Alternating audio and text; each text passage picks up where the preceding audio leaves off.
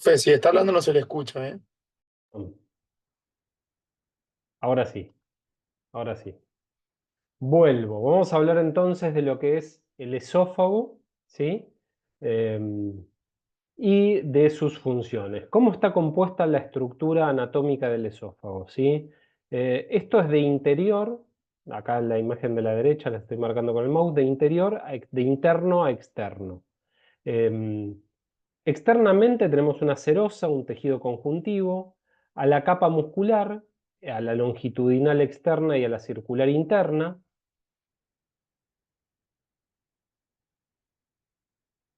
Capa muscular, longitudinal externa, circular interna, a la capa submucosa y a la mucosa. Entonces, otra vez, tenemos a la capa mucosa, a la submucosa, a la capa muscular, que se divide en dos partes, circular interna y longitudinal externa, y finalmente a la serosa. ¿Sí? Mucosa y submucosa, muscular y serosa. Esas son las tres capas. Mucosa con la submucosa, muscular y el tejido seroso. Acá en la imagen de la izquierda lo podemos ver. La mucosa con su submucosa, las capas musculares y la serosa. La capa, la capa mucosa, ¿sí? En general todas las mucosas están asentadas sobre una membrana basal, que es una fina línea de tejido conjuntivo. Y en lo que es la mucosa se encuentra una fina, muy finita, en esta imagen está sobre representada, se ve en forma histológica, existe una capa muscular de la mucosa, una pequeña capa muscular que lo que permite es darle rugosidad o permitir que se pliegue la mucosa, ¿está bien? Pero no pertenece a la muscular que le da motilidad al órgano. ¿Se entendió algo de esto que dije o me trabé mucho? A ver si no se los explico de nuevo, no tengo problema. ¿Se entendió más o menos? Sí, no, lo que yo quería saber cuál era la tercera capa, además de la mucosa y la muscular, que no me quedó claro. Sí, tenemos tres capas. La mucosa, con su submucosa, la capa muscular y la serosa. Ahora está, ahora lo dije más ordenadamente. ¿Está bien? Son esas las tres capas. Mucosa, muscular y serosa. La mucosa propiamente dicho, tiene a la mucosa, a su membrana basal, como todas las mucosas o epitelios, a la muscular de la mucosa y a la submucosa, que es tejido conectivo. Esto es inherente a casi todas las partes, a todas las porciones del tubo digestivo y de muchos otros órganos también, pero sobre todo el tubo digestivo, ¿está bien? Mucosa, submucosa, muscular de la mucosa y submucosa. ¿Eso se entendió? Sí, Sí. sí. Después viene la capa muscular, con una capa circular interna y una longitudinal externa. Circular interna, ¿qué significa? Nosotros tenemos la luz del órgano. El tubo digestivo es un órgano tubular. La capa circular tiene las fibras dispuestas en esta posición y la capa longitudinal en esta. ¿Entienden? Entonces, la capa longitudinal va a ser como si fuese una víbora y la capa circular lo que hace es un movimiento de contracción.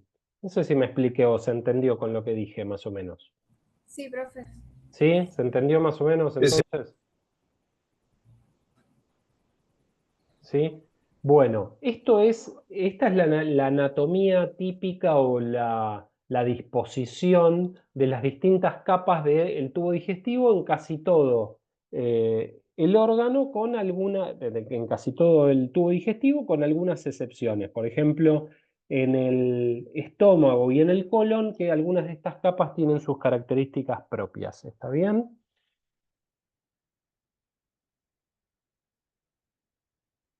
El esófago tiene características fibromusculares, tiene alrededor de 25 centímetros, se extiende desde la faringe a nivel de la C6, es la vértebra cervical 6, hasta el estómago, más o menos alrededor de la vértebra torácica 11. ¿Cuántas vértebras tenemos nosotros?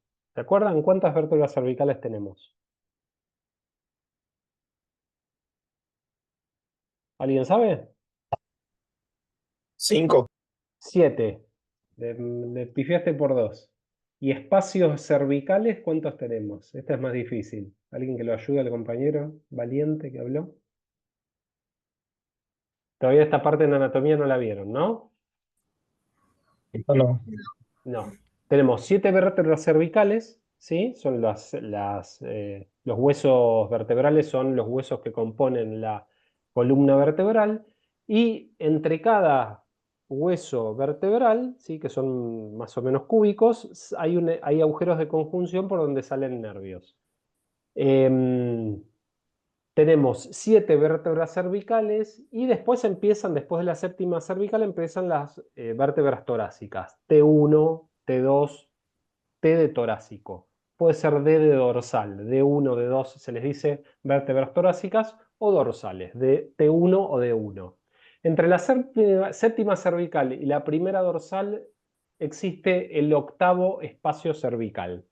Un dato de color para que les sea un poquito más ameno esto de lo que estamos hablando y también para que se acuerden que existen las vértebras y de qué les estoy hablando cuando les digo que la faringe está más o menos, o el final de la faringe, está más o menos a nivel de la C6, que es cervical 6, que es donde inicia el esófago, y hasta el estómago, que está alrededor del T11. ¿Cuál es el trayecto del esófago? La cavidad oral, el mediastino, esto es en la parte torácica, el pilar del 8 del diafragma y finaliza en el estómago. ¿Cómo está vascularizado? ¿Qué irrigación le llega? Le llegan ramas esofágicos de la aorta. Son ramas de la aorta que le van dando ramos durante su transcurso torácico, la vena ácigos, hemiácigos y ácigos accesorias, que son ramas de la aorta. Sí tiene un drenaje linfático. ¿Alguien sabe lo que es la linfa o el drenaje linfático? ¿Tiene alguien idea? ¿Qué es el drenaje Mm, linfático?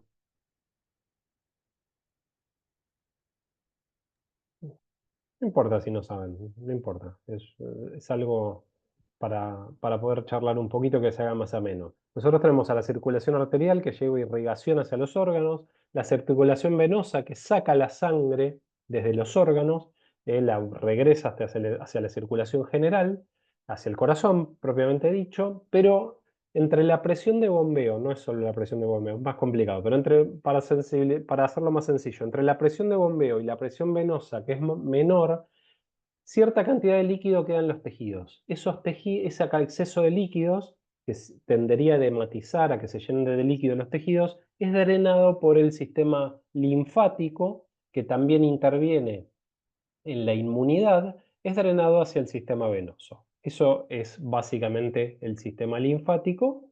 Ya lo van a ir viendo ustedes, que tiene otras características también. Entonces, la mayoría de los órganos tienen inervación e irrigación y también tienen un componente linfático o una estructura linfática a la cual drenan parte de su bueno, la cual interviene en su defensa inmunitaria. ¿Cómo está compuesto el esófago? Es un epitelio escamoso estratificado no queratinizado. Y esto me lleva a decirles que no les dije básicamente qué tipo de epitelio tenemos. ¿Cuál es el epitelio de nuestra piel? ¿Alguien sabe qué tipo de células tenemos en la piel externa nosotros en el cuerpo? Epitelial Picado. Epitelial, ¿sí? estratificado. Estratificado. ¿Y qué más? Queratinizado. Queratinizado. Queratinizado porque tiene las características de la queratina que le dan impermeabilidad y resistencia. El epitelio de la boca, el interior de la boca, y el del esófago es un epitelio plano, estratificado, no queratinizado, no tiene queratina, pero sí sigue siendo un epitelio de resistencia. Aporta esta capa, son muchas capas de células planas que tienen mucha resistencia a la tracción mecánica. Nosotros no nos lastimamos la piel fácilmente, así como no nos lastimamos la boca o el esófago cuando pasan los alimentos. Tienen esta capacidad de resistir, ¿está bien? Pero lo que no tienen es la capacidad de absorber. El esófago no transforma los alimentos, solo los conduce. ¿Está bien? La boca, en la boca, la digestión de los alimentos comienza en la boca. Comienza con la acción mecánica de la masticación, lo que es el triturado, la lubricación y lo que es el aporte enzimático que dan el aporte enzimático que dan las enzimas liberadas en la digestión. Pero bueno, es un epitelio plano estratificado porque tiene muchas capas, no queratinizado, que no tiene más que la función de transporte. Tiene glándulas submucosas, en las submucosas se encuentran glándulas, y en la muscular externa está compuesto por músculo estriado. Eso no se los había dicho y es muy importante también. Esto, la circular interna, es músculo liso. Músculo liso. Perdón, la circular interna no. La capa de músculo submucoso, la muscular de la mucosa, es músculo. Hola, ¿me están escuchando? Sí, entonces se me borró Sí, sí. Sí, profe. La muscular de la mucosa es músculo estriado. ¿Sí? La muscular de la mucosa es músculo estriado. Y las capas longitudinales, me desdigo, esto me quisiera que no esté grabado. Esta es la razón por la cual no me gusta que esté grabado. Escúchenme. Ahora vuelvo al eje. La muscular de la mucosa es músculo liso. ¿Sí? Ahora sí, músculo liso. Y lo que es la muscular externa, esto sería la muscular externa, es músculo estriado. Músculo estriado. Existen distintos tipos de músculo. El músculo visceral es músculo liso, que tiene ciertas características. Tenemos al esófago cervical, al esófago torácico y al esófago abdominal, de izquierda a derecha. Esófago cervical, esófago torácico que discurre entre las pleuras viscerales, pasa por el mediastino, atraviesa el hiato diafragmático. Este es el músculo diafragma, es un músculo plano que divide al tórax del abdomen. Tiene un hiato que permite, un orificio, por decirlo de alguna manera, que permite el paso del esófago, y el esófago se une en el abdomen con el estómago. El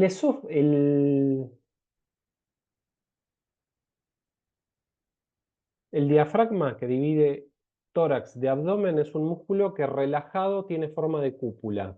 Como se inserta en todo lo que es el aro o el borde costal, cuando se contrae hace fuerza desde los bordes. Y lo que hace este músculo relajado es tensarse, se tensa y baja. Lo que hace cuando baja es aumenta la capacidad del tórax, pero también comprime a las vísceras. Esto ya lo vamos a ver cuando veamos lo que es el reflejo de defecación y lo que es la actividad motora y lo que es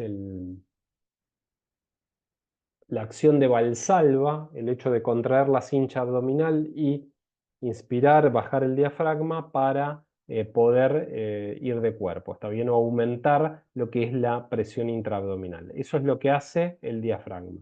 ¿Saben qué parte del asado es el diafragma? ¿Alguien lo sabe? Alguno de los varones lo tiene que saber. No. ¿Cómo que no? El diafragma de la vaca. ¿Cuál es? ¿Qué corte? ¿La entraña? La entraña, muy rica la entraña, Uy, divina. qué rico. La entrañita vienen dos por media res, por eso es tan cara. Igual todo es caro, pero esa es escasa encima. Porque vienen dos por media res. Está bien, es el pilar del oso, la parte del diafragma que queda adherida al tórax de la vaca. ¿Está bien? Bueno, los muchachos saben de qué estoy hablando, las chicas no sé si les interesará o no, pero es un dato de color. Ahí estamos entonces. Acá estamos hablando un poquito de la irrigación y la inervación. El esófago tiene un esfínter esofágico superior y un esfínter esofágico inferior. El esfínter esofágico superior está compuesto por músculo estriado y está sobre todo compuesto por el músculo cricofaringio. El esfínter esofágico inferior se encuentra en la unión gastroesofágica. Acá abajo en la imagen unión gastroesofágica, y en relación con el diafragma. Está compuesto por músculo liso. El esfínter esofágico, acá lo tenemos, el esfínter esofágico inferior. ¿Sí? El esfínter esofágico superior, que es músculo estriado y es el músculo cricofaríngeo, es un músculo voluntario, ¿sí? Nosotros cuando realizamos el trago lo relajamos voluntariamente, ¿está bien? Y le da tonicidad a la parte superior del esófago. El músculo, el alimento discurre por el esófago, ya vamos a ver cómo, y cuando llega al esfínter esofágico inferior se encuentra con una zona de alta presión. Esta zona de alta presión es el esfínter esofágico inferior, que está compuesto por músculo liso, pero no es un esfínter verdadero. ¿Qué quiero decir con esto? Que no hay una estructura muscular diferenciada del resto, al menos no tan diferenciada, como para decirlo macroscópicamente o microscópicamente, mirándolo con un microscopio, bueno, este músculo es distinto y tiene una disposición especial y va a dar, tiene una función de esfínter, una función que va a estar más apretada. No, eso no se da. Es un esfínter, el esfínter esofágico superior es un esfínter anatómico porque tenemos una estructura anatómica y además es un esfínter fisiológico porque tiene una mayor presión. El esfínter esofágico inferior es solo un esfínter fisiológico. No hay una estructura anatómica que convalide su función, sino el hecho, por acción neural y por acción local propia, esas fibras musculares están más apretadas. Pero no es que hay una estructura específica que le dé sustento, sino que son las mismas fibras circulares del esófago que se contraen. Es un esfínter fisiológico. ¿Se entendió eso? Más o menos. Sí, profe. Bueno, acá tenemos, esta es la relación del diafragma con el esfínter esofágico inferior. Acá tenemos a la línea de división, línea Z. Aquí esto es un cambio mucoso, se ve en varias partes del organismo, esta es una de ellas. Acá hay un cambio mucoso, y un cambio mucoso desde el epitelio plano, estratificado, no queratinizado, hacia el epitelio de la mucosa gástrica. ¿Cómo se llama o qué tipo de epitelio tiene la mucosa gástrica? ¿Alguien sabe?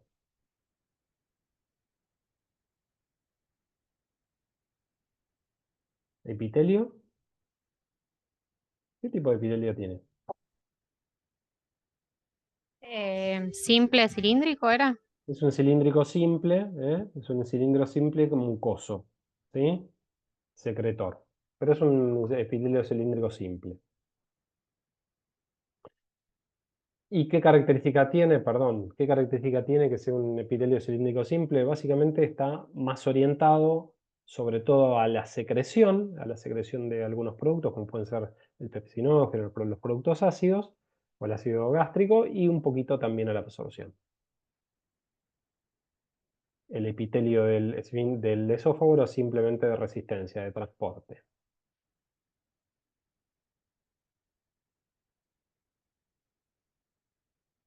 ¿Cómo está la vascularización arterial? ¿Sí? La irrigación de la porción cervical del esófago son ramas en última instancia de la arteria subclavia. La arteria subclavia es una rama de la aorta, pero que da origen al tronco tirocervical, porque da también irrigación a la tiroides. La aorta torácica por ramas esofágicas de la porción torácica de la aorta, y la porción abdominal está irrigada por la arteria gástrica izquierda, que es parte del tronco celíaco.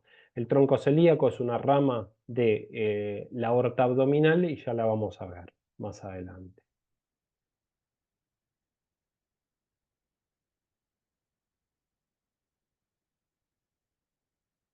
Está inervado por el sistema nervioso autónomo, tanto el simpático como el parasimpático. El parasimpático tiende a aumentar todas las funciones del tubo digestivo, y el simpático, que es parte del sistema de huida, del sistema de alarma, tiende a disminuir las funciones del sistema digestivo. Todo lo que es parasimpático, activación del sistema nervioso vegetativo parasimpático, tiende a disminuir las funciones digestivas, entre ellas al esófago le va a disminuir la motilidad, al estómago le va a disminuir la motilidad y las secreciones.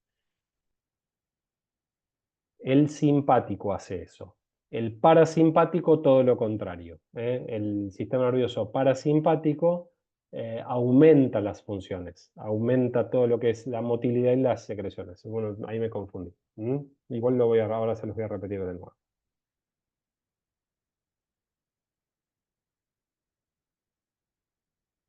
¿Cómo es la inervación del esófago y también de todo el tubo digestivo? Tenemos a la inervación extrínseca que viene desde el sistema nervioso central, simpático y parasimpático. Recuerden que el simpático es el que tiende a conservar la vida, a gastar energía, entonces ante una situación de peligro es el que se va a activar y nos va a aumentar el flujo sanguíneo en los músculos, nos va a hacer que se dilaten las pupilas para que veamos mejor. Nos va a hacer que nos lata más rápido el corazón, va a hacer que se nos dilaten los bronquios, pero por otro lado, a las funciones que no son esenciales para la vida, para que no nos muerda un perro o nos coma un tiburón, las va a disminuir. Por ejemplo, a las funciones digestivas. Todo el efecto contrario tiene el sistema nervioso parasimpático. Habitualmente están en un tono, no es que predomina uno o el otro, están en un tono, pero ante una situación de peligro, una situación de relajación, puede llegar a aumentar el tono de uno. Y por otro lado tenemos a los plexos submucosos y al plexo mientérico. Esta es la inervación intrínseca. Inervación extrínseca del sistema nervioso autónomo que proviene del sistema nervioso central. El principal nervio parasimpático es el décimo par. No me sale el nombre en este momento. El nervio vago, muchas gracias. El décimo par, el nervio vago. Y la inervación simpática es toracolumbar. Está bien, depende de la cadena simpática paravértebra. Vamos a hablar un poquito de la inervación intrínseca. Es parte del sistema nervioso entérico. Tenemos dos plexos. Tenemos al plexo mientérico y al plexo submucoso.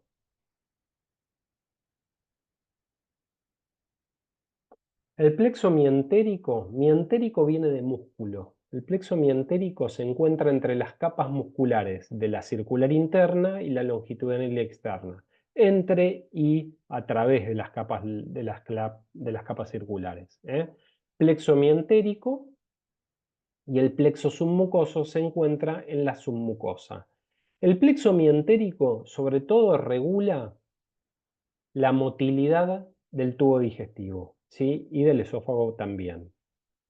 Y el plexo submucoso regula sobre todo lo que son las secreciones del tubo digestivo. Y lo que es el sistema nervioso extrínseco, tanto el simpático como el parasimpático, actúan sobre estos plexos. El simpático, actuando sobre el plexo mientérico, disminuye la motilidad y sobre el plexo submucoso disminuye las secreciones. El parasimpático, al contrario, aumenta las secreciones y aumenta la motilidad.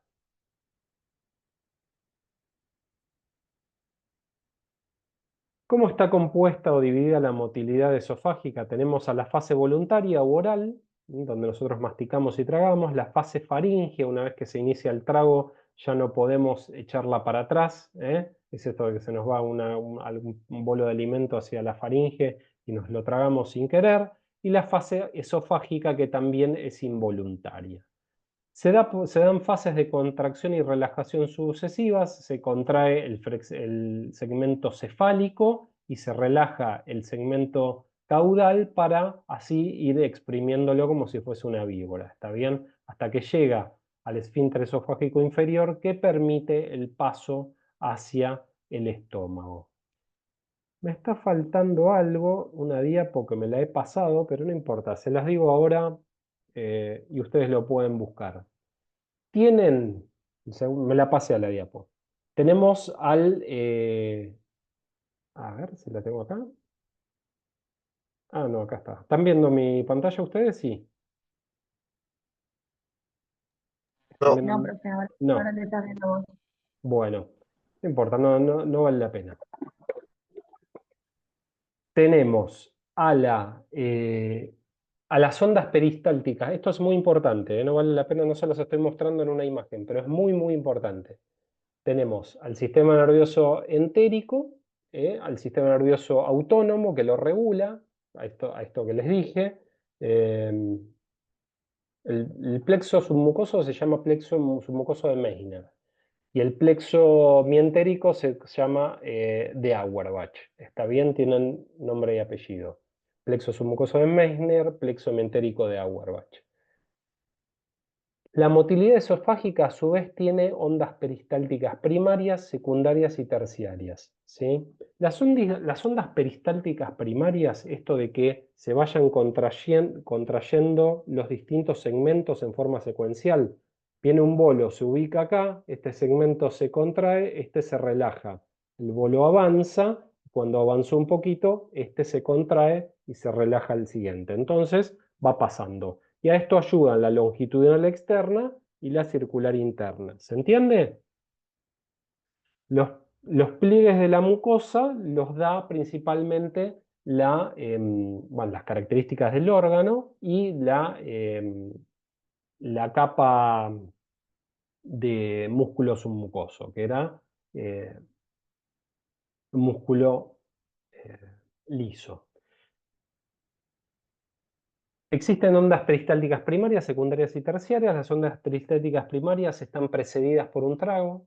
Las ondas peristálticas secundarias no están precedidas por un trago, se dan después de un trago que hicimos nosotros. Ondas peristálticas primarias, nosotros tragamos, se contrae el esófago.